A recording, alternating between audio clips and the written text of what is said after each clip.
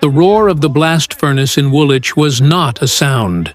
It was a pressure, a vibration that entered the bones of the chest even before it reached the ears, the kind of thing that made horses refuse to approach within 100 meters of the structure. Inside, the molten pig iron reached 1,200 degrees, an orange and viscous mass bubbling with the slowness of something alive. The master foundry men knew that the material was treacherous not for what it showed, but for what it hid. Bubbles of gas trapped during cooling, microfractures invisible to any tools of the time, variations in the carbon content that could turn a tube of iron into a bomb with a fuse of unknown length. The perfect cannon and the deadly cannon came from the same mold, with the same metallic sheen, with the same weight of 2,400 kilograms on the scale. The metallurgy of the period was not a science. It was a set of intuitions passed down by generations of men who learned the craft through proximity to disaster. The carbon content in the molten iron determined whether the metal would be hard and brittle or malleable enough to absorb the expansion of gases during detonation. But no foundry man from 1680 had the instruments to measure this accurately. What existed was the trained eye for the color of the slag, the ear for the sound of metal struck with a rod, and the accumulated experience of observing which batches cracked and which did not.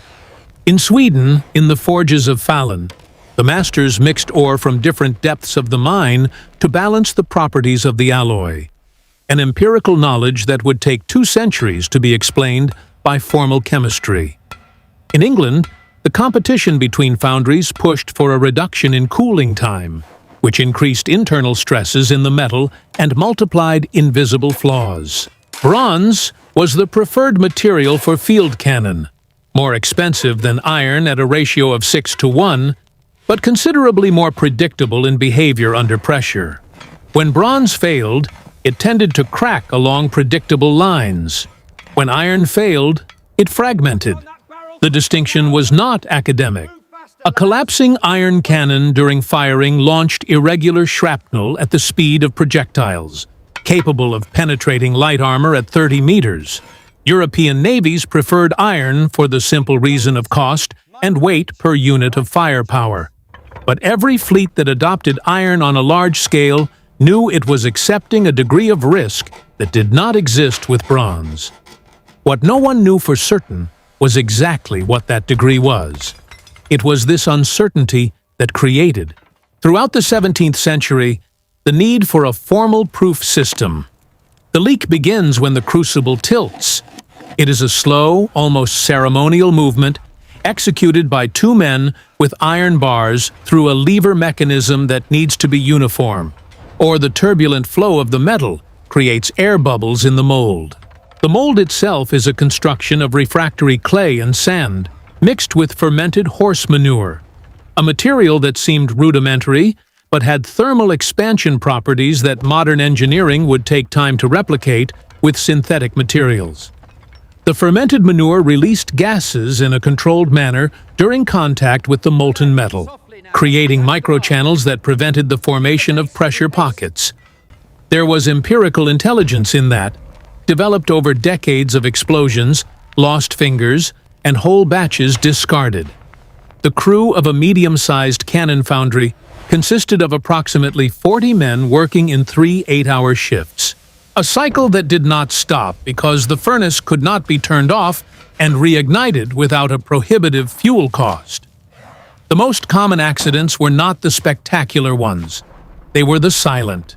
The foundryman who inhaled sulfur dioxide in a concentration sufficient to burn the lining of the lungs without this being immediately visible, dying from respiratory inflammation 3 weeks later. The apprentice who stumbled with a tray of still semi-liquid slag. The burn from a splash of metal that pierced the leather apron and reached the skin, healing in a way that contracted the tendons and rendered the hand unusable. Woolwich recorded between 1,690 and 1,720 47 deaths directly attributed to the casting process. The number of permanent injuries was not documented systematically. The moment of greatest risk was not the leak itself, but the demolding performed 24 to 48 hours after the leak, when the metal had solidified but still retained enough internal heat to burn through the thick leather of protective gloves. It was at that moment that the invisible flaws became audible.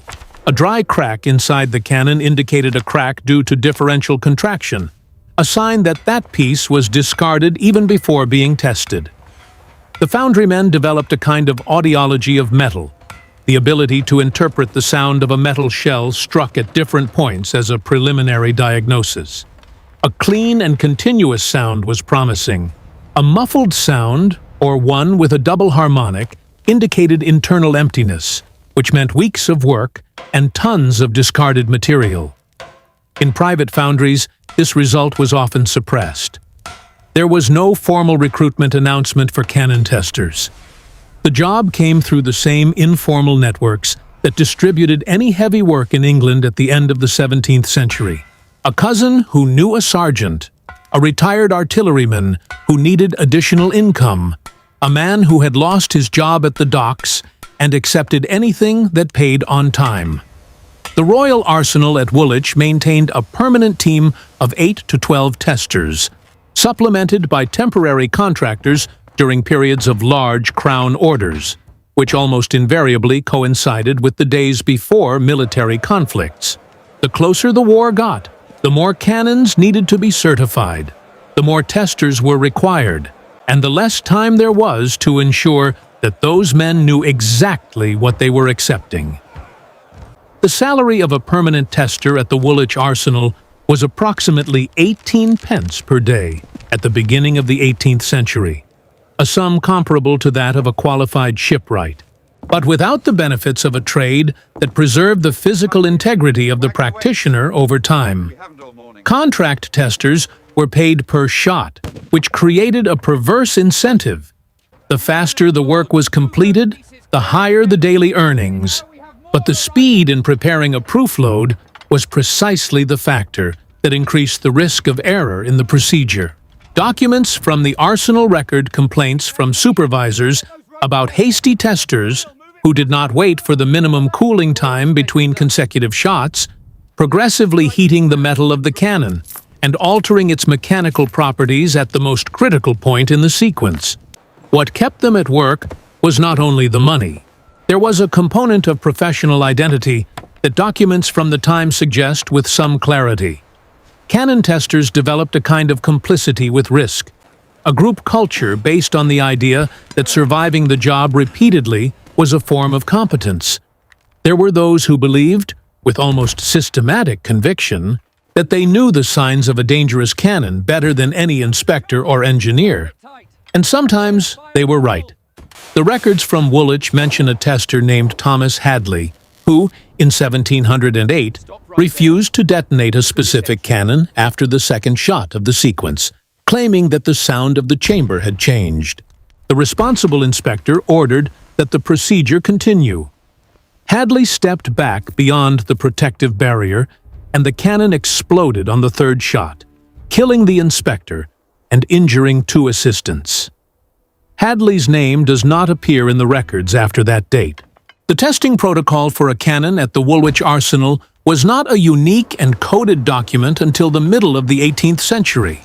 It was a practice accumulated, transmitted orally among generations of artillerymen and testers, with regional and institutional variations that made European standardization a genuine problem for states purchasing material from different suppliers. What was common among the major powers was the basic structure, a sequence of shots with progressively larger powder charges, starting below the nominal combat load and ending above it, in an attempt to simulate in minutes the accumulated stress of an entire campaign. A 12-pounder cannon, designation that indicated the weight of the projectile it fired, received an initial charge of approximately 1/3 of its weight in black powder, then 2/3, then the full load, then an increased load of 1/4 above the nominal. Each shot was recorded. Each visible deformation in the metal was noted. What could not be seen was what killed. The preparation of the testing field followed a specific geometry dictated by the physics of risk. The cannon was positioned on a reinforced wooden support, aimed against a dirt bank at least 4 meters thick, and a lateral barrier of solid wood and bags of sand protected the operating team from lateral shrapnel in case of failure. The minimum distance between the tester applying the fuse and the cannon's breech was fixed by practice at approximately 15 meters, achieved through a long cord sufficient for the man to crouch behind the barrier before detonation. The interval between the moment the fuse was lit and detonation was 3 to 8 seconds, depending on the quality of the ignition powder, an interval that seemed enough and that, in at least 2 documented occasions in the 17th century, was not. The damp powder delayed the ignition. The tester stood up to check. The cannon fired. Between each shot of the sequence, the protocol required a waiting period for cooling and a visual inspection of the interior of the barrel with a polished bronze mirror and a torch, the most sophisticated instrument available to inspect the internal integrity of an artillery piece at that time. What the mirror revealed was limited. Visible erosion of the combustion chamber, cracks reaching the internal surface, deformations in the bore of the cannon indicating asymmetric pressure. What it did not reveal were the fissures running through the interior of the metal wall without ever emerging to either surface, growing with each detonation like a fatigue fracture, invisible and progressive, until the moment when the wall had no more usable thickness between the fissure and the exterior. This failure mechanism would not be formally described by the physics of materials until the 19th century. In the 18th century, it had only a practical name among testers: the cannon that waited. The explosion of a breech does not resemble an amplified shot. Those who survived to describe the event consistently use the word opening, as if the metal did not explode, but simply decided to stop being a cohesive object. The underlying physics confirms this intuition. When the internal pressure exceeds the metal's breaking point, the failure propagates along lines of least resistance, which in the 17th century foundries often coincided with the microbubbles and fissures accumulated during cooling. The result was asymmetric fragmentation, not a spherical explosion. The breech, the thickest section and most subjected to maximum pressure, released fragments that could weigh between 0.5 kilogram and 8 kilograms, thrown sideways and backward with enough speed to penetrate 5 centimeters thick oak wood up to 20 meters away. The protective barrier that worked against smaller shrapnel did not work against these fragments. The medical records of the Woolwich arsenal for the period of 1690 to 1730 document the anatomical consequences with a functional, not compassionate, precision. The surgeon recorded the type of injury because this informed future decisions about barrier positioning and safe distances, not out of interest in the survival of the individual tester. Deep lacerations from metal shrapnel in the extremities were the most common and most frequently treatable by amputation, the surgical procedure that the medicine of the period performed with the greatest speed and lowest postoperative mortality among those available. Thoracic injuries from large mass fragments had a survival rate close to 0 with the resources available. Permanent hearing loss from exposure to the pressure wave of a nearby failure was so common that it had ceased to be recorded as an injury by around 1700. The impact of a failure during testing extended beyond the men present in the field. A cannon that exploded during certification generated immediate contractual consequences for the manufacturer. The entire batch associated with that foundry and that production period would be under suspicion, which meant that dozens of already delivered pieces could be recalled for retesting, a cost that could financially destroy a medium-sized foundry. The Royal Arsenal had the power to suspend future contracts without compensation in the case of failure during testing, a clause that manufacturers accepted because there was no alternative to the state buyer for large volumes. This asymmetry of power between the state buyer and private manufacturers created a pressure that ran exactly in the opposite direction to safety. The manufacturer dependent on the contract had every incentive to ensure that the cannon passed the test, regardless of how that was achieved. The standard contract between the English Crown and private foundries for the supply of artillery in the early 18th century specified weight, caliber, nominal alloy composition, and the number of proof shots each piece must withstand before being accepted. What the contract did not specify deliberately was the method of internal inspection before testing, which left a window open that manufacturers under financial pressure used with documented regularity. The most common method was what the records of the time referred to as surface treatment, the filling of identified internal fissures during demolding with a mixture of metal powder and heated resin, which solidified and made the defect invisible to the inspection mirror. The cannon treated in this way passed the initial shots of the testing sequence without difficulty. The resin could not withstand the accumulated heat from the subsequent shots. Corruption in the testing fields was a recognized problem by arsenal administrators since at least 1680, and the set of measures adopted to combat it reveals both the nature of the problem and the measures themselves. The rotation of testing teams to prevent testers from developing financial relationships with specific manufacturers was formally implemented in 1704. The requirement that 2 independent inspectors sign each approval certificate, introduced in 1711, reduced but did not eliminate fraudulent approvals, as the 2 inspectors could be simultaneously corrupted, and often were. An internal inquiry in 1718 identified that approximately 1 in every 8 cannons approved for naval service in that decade had received some form of undisclosed surface treatment. The administrative consequence was the dismissal of 3 inspectors. The consequence for the cannons already in service in the fleets was none. What the testing system created throughout its development in the 17th and early 18th centuries was not exactly safety. It was the administrable appearance of safety, a technical language of certification that allowed the buying state, the selling manufacturer, and the commander receiving the material to operate within a fiction of quantified control over a process that remained fundamentally unpredictable. Cannons continued to explode in combat, continued to kill their own crews, continued to crack after months of use in conditions that the testing protocol had not adequately simulated. But now there was a signed document. There was a record of the sequence of shots. There was a batch number and a certification date engraved on the metal breech.